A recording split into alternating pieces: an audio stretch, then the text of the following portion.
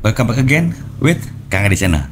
Kali ini kita coba brainstorming ya, supaya kamu nggak terlalu idealis, supaya kamu nggak ketergantungan hidup di satu platform. Karena memang akhir-akhir ini banyak banget ya harapan-harapan yang luar biasa tingginya berharap TikTok Shop kembali pada tanggal 10 November ini. Namun ternyata hasilnya masih nihil ya, belum juga ada tanda-tanda TikTok Shop kembali. Nah, oleh karena itu yuk bareng-bareng kita coba brainstorming. Kenapa sih kita nggak boleh tergantung di satu platform? Namun sebelumnya jangan lupa like, subscribe, serta nyalakan loncengnya supaya nggak ketinggalan berita-berita terbaru dari Kang Adi.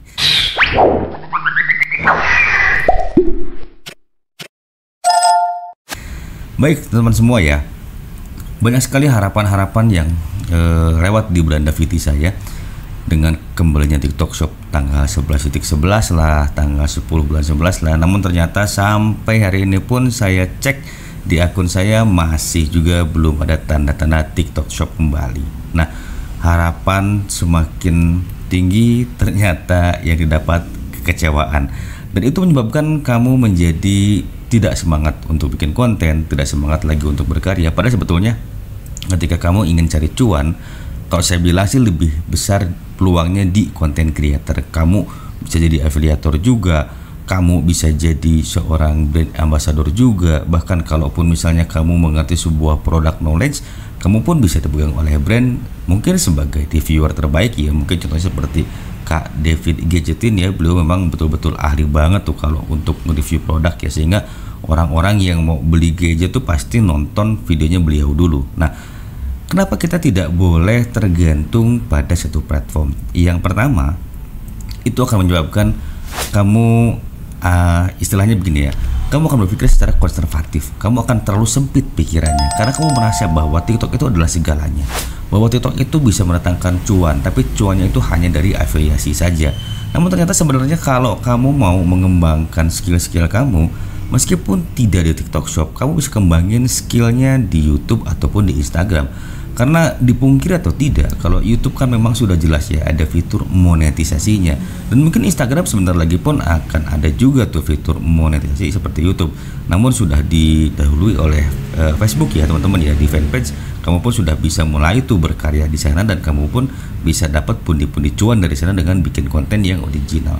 Dan meskipun begitu, kadang-kadang ada juga tuh orang-orang yang bikin konten re-upload dan masih juga bisa dimonetisasi. Nah, kalau kamu mau open minded, sebenarnya banyak kok platform-platform yang bisa mendatangkan cuan buat kamu. Contohnya misalnya kamu ketika mengembangkan akun di Instagram, beberapa hal yang saya perhatikan ketika follower itu sudah menyentuh angka 1000, mulai berdatangan tuh tawaran-tawaran endorsement ya, entah itu video, entah itu barter produk, entah itu mungkin yang lainnya ya.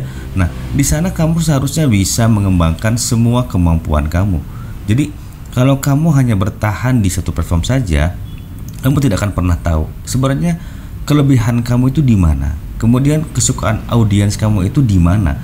Karena setiap platform itu pasti akan memberikan tempat buat kamu, tetapi nilai kesuksesannya itu tergantung dari usaha kamu sendiri ya. Jika misalnya memang kamu tidak menyesuaikan dengan beberapa platform yang kamu coba untuk jajal, biasanya kan akan terjadi stagnasi ya teman-teman ya. Nah, oleh karena itu kita coba open minded, kita coba sesuaikan dengan audiens yang ada di berbagai platform. Contohnya misalnya di YouTube ini, kamu sudah harus mulai riset tuh, kira-kira yang disukai di YouTube tuh apa aja, kemudian audiensnya siapa. Jika memang konten kamu itu relevan dengan audiens yang ada di YouTube, kenapa nggak coba kamu bikin konten di sini? Dan kemudian meskipun misalnya di mirror dulu, atau mungkin kamu lebih baik bisa bikin konten original, tidak sama dengan TikTok ya misalnya ya. Nah, itu akan lebih baik untuk mencari tahu sejauh mana traffic yang diberikan oleh YouTube. Apa yang saya rasakan, saya mulai berusaha untuk konsisten di YouTube ini kurang lebih 1 bulan 4 hari ya, per hari ini. Nah, di sini saya lihat YouTube terus memberikan traffic untuk saya ya. Meskipun di TikTok saya terus terang aja akunnya kurang berkembang, tetapi di Facebook agak lumayan, trafficnya bisa sampai 6.000, 7.000 ya. Nah, artinya saya di sini open minded bahwa ternyata di tempat lain tuh kita bisa mendapatkan traffic, bisa mendapatkan panggung dari platform tersebut. Dengan begitu semangat kita tidak akan berakhir teman-teman semua ya. Jadi intinya kalau mindset kita terlalu condong kepada satu platform, biasanya kita benar-benar sudah stuck dan kita nggak bisa ngapa-ngapain. Nah makanya perlunya open minded, perlunya kamu scale up kemampuan, perlunya kamu menambah wawasan dari pengetahuan-pengetahuan untuk menjadi seorang content creator. Itu akan membuat kamu semakin mau berkarya di tempat lain. Karena ya menurut saya begini ya, kalaupun kamu di beberapa tempat belum ketahuan nih kira-kira sepertinya apakah kamu cocok atau tidak jadi content creator, tapi setidaknya kamu bisa merasakan dulu pahit manisnya ketika kamu mencoba di beberapa platform. Karena apa yang saya rasakan ketika terlalu condong ke TikTok, ternyata di TikTok trafficnya juga belum cukup bagus. Nah, saya coba peruntungan di tempat lain, dan tempat lain ternyata alhamdulillahnya baik di Pinterest serta di Facebook tuh punya traffic cukup bagus. Nah, makanya kalau saya nggak mulai dari sana, saya akan terus meratapi kepergian TikTok Shop. Oleh karena itu, buat kamu semua, perlunya kamu mencari teman, lingkungan yang memiliki support system yang bagus. Pada akhirnya kamu tuh akan mau melangkah lebih jauh, karena kadangkala ya kita ketika mengandalkan hidup di satu platform, berasanya tuh kita sudah melangkah jauh, padahal sebenarnya kita lagi jalan di tempat karena terlalu berharap pada satu platform saja. Jadi nggak ada salahnya buat kamu untuk membuka wawasan, pikiran, serta mengasah setiap kemampuan yang kamu miliki dari ilmu-ilmu yang sudah kamu dapat dimanapun adanya.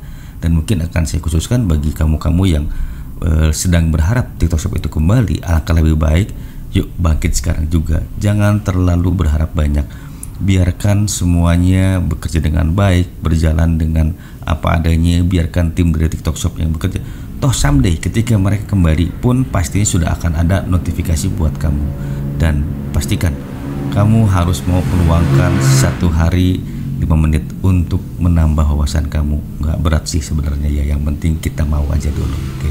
Nah baik, mungkin video malam ini hanya sampai di sini, dan ya ini sekedar sharing ya teman-teman ya, supaya kita tuh bisa bisa lebih open minded lah teman ya. Dan kalau kamu suka dengan video ini, jangan lupa like, subscribe, serta nyalakan loncengnya, dan jangan lupa terus ikuti konten-konten Kang Andi, dan sampai jumpa di video berikutnya.